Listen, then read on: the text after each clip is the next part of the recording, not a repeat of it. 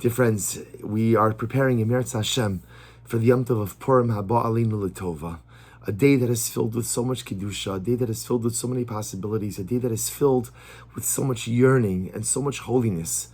And I want to share with you a thought that perhaps could allow us to access the beautiful holiness of this day, the beautiful Kedusha of this day, and Emertz Hashem utilize this day to perhaps create some level of change within ourselves, within our community, within our people, within our world. There's an incredible medrash in Bereishis Rabbah. The medrash says in Parashas Chayei Rabbi Akiva ha'yoshev dorish. Rabbi Akiva was sitting and giving shir. Now, okay, beautiful. What happened? V'atzibur misnamneim. The people in the shir were falling asleep. You think to yourself, Rabbi Akiva is giving shir. I would imagine if I was Rabbi Akiva shir, I'd be hanging on every single word. But people are people. So Rabbi Akiva, he's great. But whenever the rabbi is going on a little bit too long, the drush is going a little bit too long, people began to fall asleep. So what happened? Bikesh la'oren. So Rabbi Akiva realized that he needed to find a way to get them to re-engage. So he changed the subject. I don't know what he was giving shir on, but he changed the subject and he said, Amar, how is it that Esther, the end of the story, end of the Megillah, Esther is a powerful woman. And Esther effectively is the queen. She is the queen. She is the ruler over 127 lands, 127 provinces. What merit did Esther have? What merit did Esther have that gave her that sphere of influence to be probably the most powerful woman in the face of the entire world? What sechus did she have that gave her the ability to have that level of influence? Elatavo Esther, shehaisa baspita shel Sarah, shechaisa kuf v'chaf v'zayin, v'timloch al kuf v'chaf v'zayin medinos. Rabbi Akiva is something very interesting.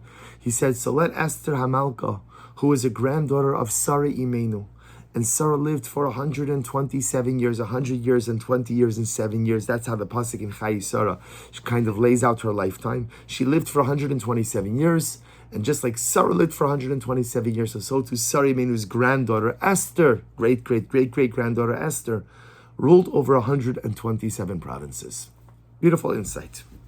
The question is, what does it mean? What's the connection between the 127 years of Sarah Imenu and the 127 provinces over which Esther Hamalka ruled? What's the connection? So the truth is, you could say Pashat Pshat, as maybe there doesn't need to be a connection. Remember again what's happening over here. Rabbi Akiva is giving shir. The Balabatim, everybody's falling asleep. So Rabbi Akiva just needs to kind of say something, like a little story, a little something to get their attention. And maybe there's not a deeper meaning to it. But dear friends, the thought that Rabbi Akiva would say something without deeper meaning seems to defy comprehension. So Rabbi Akiva was saying something. The shaila is what? And perhaps what Rabbi Akiva was saying is as follows. A lot of times in life, we do things. We think that our actions only impact us. Right? Okay, I'll do something, and this is true whether I do something positive or I do something negative. Right? I wake up in the morning, I daven, I put on tefillin, I learn Torah, I give tzedakah, I do chesed, or chas v'shalom, I commit an avera or averos. So we just think that our sphere of influence is limited to our dalaramas, to my own personalistic space. In other words, whatever I do, the impact is on me. Of course, if I do something to you, I say something to you, I hurt you, I help you, okay, so then it's impacting you. But l'maisa in general, my sphere of influence is limited to me. And I think what Rabbi Akiva was saying is, there could be nothing further from the truth. Nothing further from the truth. You know what it means to be part of Klal Yisrael. You know what it means to be part of this people. You know what it means to be part of this nation, which is the most special and holiest nation on the face of the earth. It's a recognition that there is a synergistic bond that is created between each of us. That we are truly an ish echad b'lev echad, one people with one heart. And therefore, whatever I do directly impacts you. And whatever you do directly impacts me. There is this bond. There is this bond that ties us. There is that bond that unites us. There is this oneness, this achdus, which exists within Klal Yisrael. And that achdus, on one hand, is beautiful, but at the other hand, it's also overwhelming. Because it tells me whatever I do, my sphere of influence extends or devolves upon the entirety of my nation. It's not just about me. Whatever you do affects me, whatever I do affects you. And perhaps that's what Rabbi Akiva is saying. Esther, where did you get the strength to do what you did? Where did you get the strength to go to the king? Where did you get the strength to assert yourself? Where did you get the strength to be a strong Jewish woman who could literally, again, steer the direction of Jewish destiny, of course, with Siyata Dishmai, with HaKadosh Baruch Hu by your side? But where did you get that courage? Where did you get that ability? And the answer is, where did she get it? She got it from Sarah Imenu. Because when Sarah Imenu decided to leave the comforts of home and follow her husband, go with her husband on the Lech Lecha journey. And when Sarah Imenu found the courage to go ahead and said, you know what, I can't have children, Avram, the future has to be built even if it's not through me. And when Sarah Imenu engaged in heroic act after heroic act, in selfless act after selfless act, Sarah, you didn't just build yourself, but you infused energy into future generations of Yidden. So that thousands of years later, there was a young girl named Esther who found herself in such difficult circumstances. And she had to reach within to find koach to do something, nothing short of heroic. And she reached within herself and she found the koach. And where did that koach come from? Where did the koach that ultimately, again, led to the identity of a woman who ruled over 127 provinces? Where did that strength come from? And Rabbi Akiva says that strength came from Sarah. What Sarah did impacted Esther, just like what Esther did impacted countless generations of Jewish women and Jewish men who would follow along after her. That's what Rabbi Akiva was trying to say. We are connected at the soul. Am Yisrael, we are connected at the soul. And so what Sarah does impacts Esther. What Esther did impacted who knows how many people afterwards. What I do impacts you, and what you do impacts me. And here, my dear friends, is the power of Purim. Purim is a day of incredible Kiddusha, a day of incredible opportunity, a day when we recognize that HaKadosh Baruch Hu is always steering the events of our life, even if he can't be seen, even if he's operating from behind the veil, from behind the curtain, from behind the mask. The Rebbe Shalom is always the great conductor, the great choreographer, the great quarterback, so to speak, of life. Always calling the plays, always putting everyone exactly where they need to be, and always unveiling a beautiful, magnificent master plan that we could have never seen coming. That's Purim. But what Purim also tells us is the impact that we have on one another. Because the heroine of the story, Esther HaMalka, receives her koach from the altar Baba from Sarah Imenu. And this is a yesod that we have to remember on Purim also. When we go ahead and we perform the mitzvos hayom, we give shalach manas to each other. So you think, right? I go over to my friend Ruben, I give him shalach manas. I think to myself, okay, I'm doing something nice. We've just created a bond or bolstered a bond. Halavai, it's good to create new bonds of friendship. Maybe we bolstered a bond, created a new bond.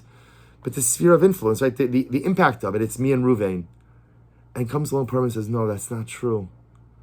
When one Yid engages in an act of achdus with another, there's a tidal wave of achdus that washes over our people. So suddenly my one act of achdus has the ability to inspire someone else, to give someone else the energy to bolster the ties of Klal Yisrael as well. And when I give matanos le'evyonim, and I look out for my fellow Jew, even though I might not know who he or she is, but I recognize that I can't just live in my own head or in my own space, but I have to look out for the other. My act of looking out for another Jew, my act of chesed, sends a tidal wave of chesed along all of Klal Yisrael to the point that other people will go ahead and be inspired to do the same. That's the power of Purim. The story of Purim occurred not because the story of Purim didn't start with Esther HaMalka. The story of Purim started with Sarah, with a woman who lived for 127 years and lived a life of commitment to a vision, commitment to a people, a life of selflessness and sacrifice. And what she did had an effect on a young woman thousands of years later named Esther, who then ended up ruling and exerting influence over 127 provinces. And the Musar of Purim is for us to remember what we do has an impact not only on ourselves, but on all of those around us, and not just the people in our immediate sphere of influence, not just our families and not just our immediate communities, but all of Klal Yisrael. And Chevra, as we go into this Yom Tov of Purim, and this is a different kind of Purim. It is. We're going to be besimcha. We're going to celebrate. We're going to drink. We're going to have a nice su'uda. We're going to send beautiful shalach manos v'tal sevin. We're going to be lebedig. It's going to be fantastic. But we're going to be joyous with a broken heart. We're going to be lebedig, but at the same time tzibrachen. I'm going to be celebrating, but I'm also going to be downtrodden. I'm going to be laughing and I'm going to be crying. And my heart is going to be filled with immense joy, and it's going to be broken in a million pieces, all at the same time. But understand that we have a koach, we have a power. We have the power of a Sarimenu. We have the power of an Esther Malka. And recognize that whatever I do on this day, so I decide to go ahead and, you know what? Shachris, I'm going to daven with extra kavanah. I'm going to give extra tzedakah. I'm going to carve out time to learn. I'm going to go visit people who maybe don't have the opportunity to get out on Purim. I'm going to go ahead and invite people over to my suda who maybe don't have a place. I'm going to give shalach manas to people I don't know or to people I have a frayed relationship with. Whatever you do on Purim, it's a force multiplier.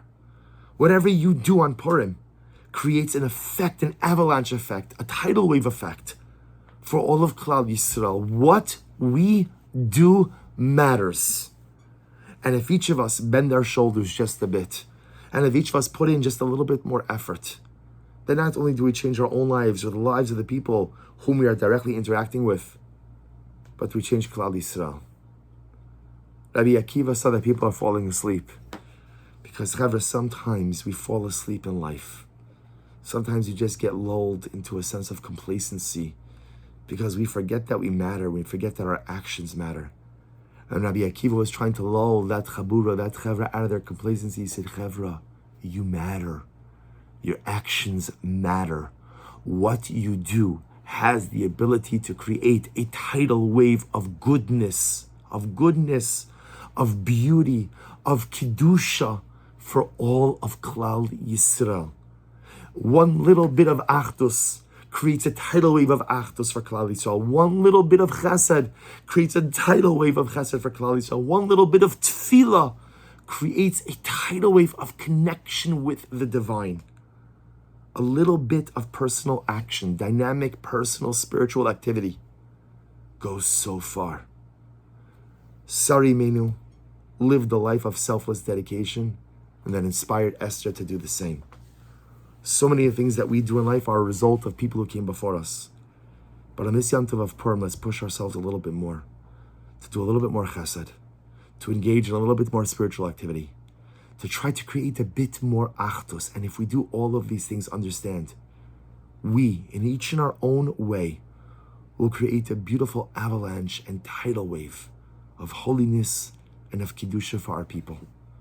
And in the schos of our spiritual activity, in the schos of those beautiful tidal waves and avalanches, may we be zochem Yirtzeh Hashem to see another geula on Purim, a geula that brings home each and every one of our hostages, a geula which brings home each and every one of our soldiers safely and intact to their families, a tidal wave and an avalanche of holiness that brings Mashiach, that brings geula, that brings the Beis HaMikdash. B'mehira b'yameinu amen. Best wishes for a freilichen, lichtige, holy Purim, and maybe be zochem Yirtzeh Hashem to celebrate together in Yerushalayim habenuya b'mehira b'yameinu amen.